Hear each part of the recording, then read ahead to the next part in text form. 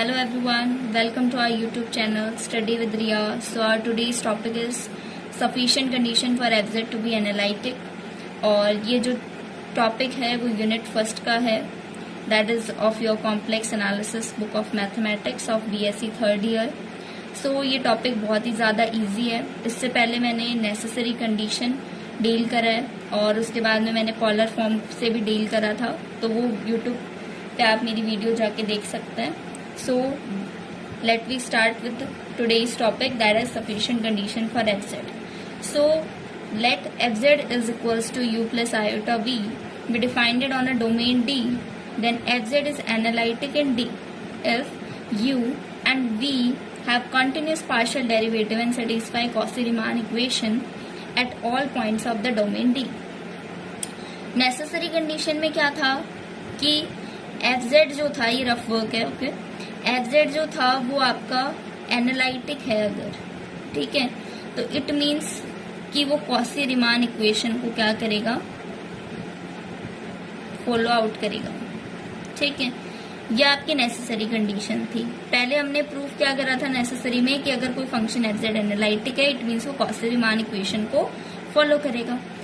इस sufficient condition में क्या है कि अगर कोई fz है वो कॉची-रीमान इक्वेशन को सेटिस्फाई करता है तो वो एनालिटिक होना चाहिए. ठीक है, एनालिटिक का मतलब क्या होता है कि वो जो fz फंक्शन है वो आपका क्या है, डिफरेंशिएबल है. ठीक है, और अगर डिफरेंशिएबल है तो उसका मतलब ये है कि f' जो है वो एग्जिस्ट करता है. ठीक है, ये एनालिटिक का मतलब होता है. ठीक है, अब कॉची-रीमान इक्वेशन क्या होती है, del u by del x is equals to del v by del y. Second equation होती है del u by del y is equals to minus del v by del x. Okay, ये आपकी दो equation होती है और इन दोनों को हम कॉची-रीमान इक्वेशन कहते हैं. ठीक है, इतना आया समझ में. तो हम इसमें क्या प्रूफ करेंगे कि कॉची-रीमान इक्वेशन अगर एक जो फंक्शन fz है वो कॉची-रीमान इक्वेशन को अगर सेटिस्फाई कर रहा है तो वो एनालिटिक होगा. ठीक है, एनालिटिक मीन्स हमें ये प्रूफ करना है कि f' जो है वो एग्जिस्ट करता है. ठीक है, तो हम जानते हैं, वी नो कि fz जो होता है वो u प्लस आयोटा v होता है. ठीक है, इसको हमने मान लिया कि w है. ठीक है, फॉर आवर कन्वीनियंस. ओके, अब देखो fz जो है u क्या होता है, xy का फंक्शन होता है, तो मैं इसको ऐसे भी तो लिख सकती हूँ जैसे हर बार लिखते हैं यूजुअली.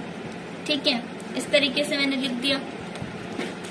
अब देखो क्या होता है कि अगर fz ये है तो fz प्लस डेल्टा z जो होगा वो क्या होगा, प्रीवियस वीडियो में मैंने समझाया हुआ है. ठीक है, तो x plus delta x comma y delta y हो जाएगा plus iota v x plus delta x comma y plus delta y हो जाएगा.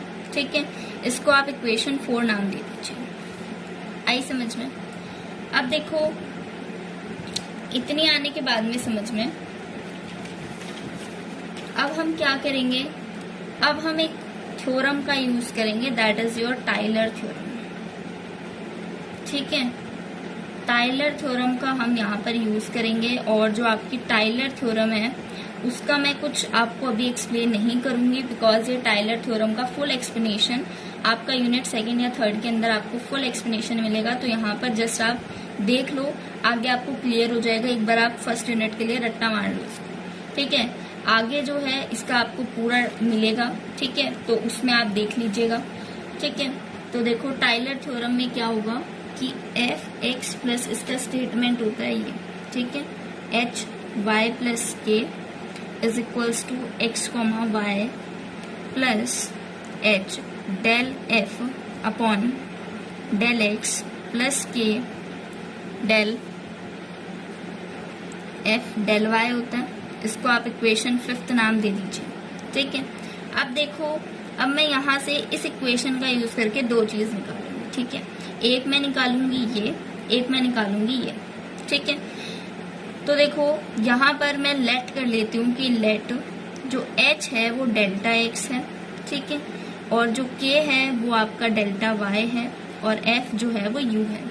तो अगर मैं इन सब चीजों को, इन सब वैल्यूज को फिफ्थ इक्वेशन में पुट करती हूँ, ऑन पुटिंग इन फिफ्थ, तो मेरे पास जो u एफ की जगह यू, एक्स की जगह कुछ नहीं करना है, as it is, h delta x है तो एज इट इज, वाई जो है वो as it is, k delta y है तो डेल्टा वाई आ जाएगा। तो यू, एफ जो है मैंने बताया है आपको, जो एफ है वो यू है तो u x comma y as it is plus delta x del u by del x. आप देख लेना, मैं यहाँ पर बस जो वैल्यूज है वही पुट कर रही हूँ, ठीक है। तो ये आप लोग देख लीजिएगा, डेल्टा वाई, इसको आप सिक्स्थ इक्वेशन नाम दे दो। सिमिलरली आप क्या करेंगे, v की वैल्यू निकालेंगे, तो v x plus delta x comma y plus delta y is equals to u x v plus delta x del v by del x plus delta y del v by del y, और ये equation 7 होगी। आपको just इसमें क्या करना है, आपको just इसमें u की जगह v कर देना है, तो आपकी ये इक्वेशन आ गई, ये इक्वेशन 7 होगी। अब हम क्या करेंगे, अब जो इक्वेशन हमारी 6 और 7 आ गई है, ठीक है, उसको हम थर्ड में हम उसको पुट करेंगे फोर्थ के अंदर। तो on putting 6th and 7 in fourth, ठीक है, ये जो वैल्यूज हैं, इसकी जो वैल्यूज आई है वो यहाँ पुट करेंगे। तो F Z plus delta Z तो एज इट इज आएगा, ठीक है, और इधर क्या हो जाएगा, इसको यहाँ पुट करो, यू एक्स की वैल्यू पुट करो पहले तो,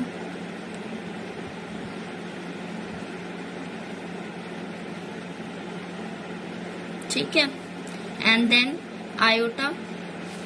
आयोटा, ठीक है, फोर्थ इक्वेशन में पुट करने पे आयोटा आएगा। अब आयोटा वी, तो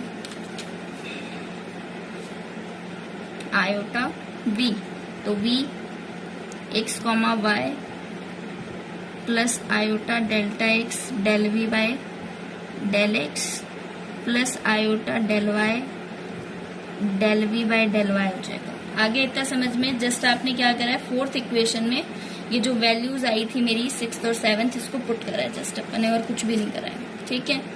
अब हम क्या करेंगे,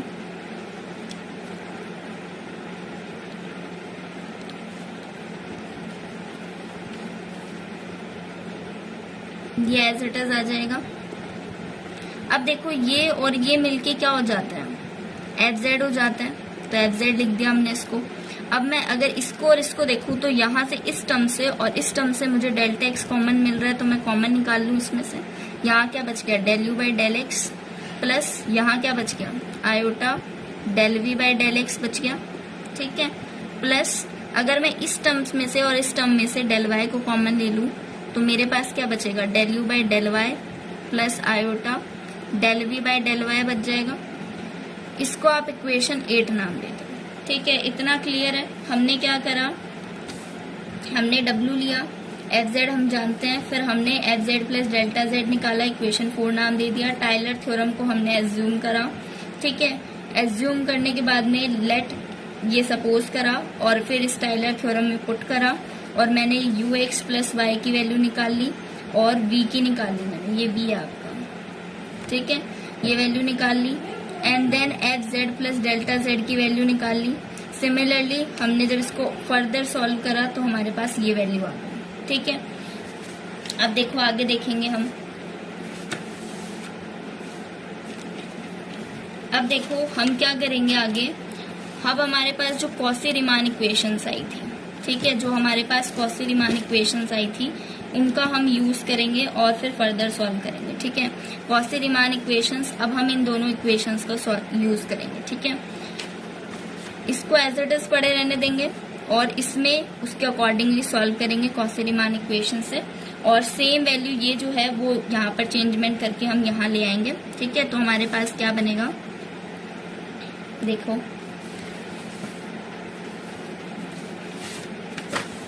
हमारे पास हो जाएगा h z plus delta z, ठीक है, और ये हो जाएगा delta x del u by del x plus iota del v by del x plus iota del y delta u by del x plus iota del v by del x. अब ये मैंने कहाँ से करा है, देखो ये जो वैल्यू थी एफ जेड, मैं इसको यहाँ ले गई तो ये माइनस का हो जाएगा, इस साइड शिफ्ट होके तो ये माइनस का हो गया, ठीक है। अब देखो ये दोनों में कॉमन आ रहा है तो मैं इसको कॉमन निकाल लेती हूँ। F Z plus delta Z minus क्या हो जाएगा, एफ जेड हो जाएगा। अब मैंने इसको कॉमन निकाल लिया तो अंदर क्या बचेगा,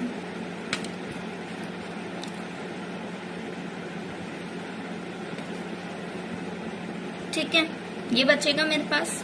अब मैं क्या करूंगी, अब मैं ये जानती हूँ कि जो डेल्टा एक्स होता है मेरा, डेल्टा जेड जो होता है वो delta x plus iota delta y होता है, जानते हैं हम ये चीज। तो यही वैल्यू जो है वो मैं यहाँ पुट करती हूँ। तो F Z plus delta Z minus F Z, और यहाँ मैंने डेल्टा जेड पुट कर दिया और ये del u by del x हो गया, या iota del b by del x हो गया। ओके, नाउ ये जो वैल्यू है ये, इसको मैं उठा करके इस साइड ले जाती हूँ तो ये डिनोमिनेटर में चला जाएगा, तो ये क्या हो जाएगा, F Z plus delta Z, और ये हो जाएगा डेल्टा जेड, और ये हो जाएगा, यहाँ बचेगा del u by del x, iota del v by del x बचेगा, ठीक है। अब देखो आपको आगे आगे समझ में आएगा कि मैंने ऐसा क्यों करा। सॉरी, वो वीडियो किसी वजह से आपका कट हो गया था बीच में, तो देखो आपको आगे आगे समझ में आएगा मैं ऐसा क्यों कर रही हूँ, ठीक है। तो देखो अब हमने लिमिट लगा दी यहाँ पर, तो लिमिट लगाने के बाद में बोथ साइड में लिमिट लगाऊंगी तो मेरे पास ये आएगा। अब देखो एक चीज है कि मैं यहाँ पर अगर लिमिट लगा भी देती हूँ इसके ऊपर, तो यहाँ पर मेरे पास कोई डेल्टा एक्स की तो कोई टर्म है ही नहीं, तो वो चीज लगेगी नहीं यहाँ पर। इसीलिए मैं क्या करूंगी, उस चीज को मैं नेग्लेक्ट कर सकती हूँ, लगाऊं या ना लगाऊं एक ही बात है, बिकॉज वो यहाँ पर लगेगी नहीं, ठीक है। ये हो गया अपने पास, इतना है समझ में। इसको देख के कुछ याद आ रहा है, ये क्या था, ये आपकी डिफरेंशिएबिलिटी की कंडीशन थी, ठीक है। तो इसकी जगह मैं क्या लिख सकती हूँ, मैं इसको लिख सकती हूँ एफ डैश जेड लिख सकती हूँ, और ये del u by del x plus iota del v by del x है। इसका मतलब क्या है, इस इक्वेशन से हमें पता चल रहा है कि del u by del x जो है और जो del v by del x है वो एग्जिस्ट कर रहा है आपका, ठीक है। एग्जिस्ट, अगर ये एग्जिस्ट कर रहे हैं दोनों, इट मीन्स अगर ये एग्जिस्ट कर रहे हैं तो ये भी एग्जिस्ट करेगा, तो इट मीन्स कि जो आपका एफ डैश जेड है वो भी एग्जिस्ट करेगा, ठीक है। अब ये एग्जिस्ट कर रहा है, मैंने आपको बताया था कि अगर वो एग्जिस्ट कर रहा है तो इट मीन्स वो डिफरेंशिएबल है, डिफरेंशिएबल है इट मीन्स वो एनालिटिक है। इट मीन्स क्या हो गया कि जो आपका एफ जेड है वो एनालिटिक हो गया, ठीक है। और यही आपको प्रूफ करना था, तो ये क्या हो गया, हैंस प्रूफ हो गया, ठीक है।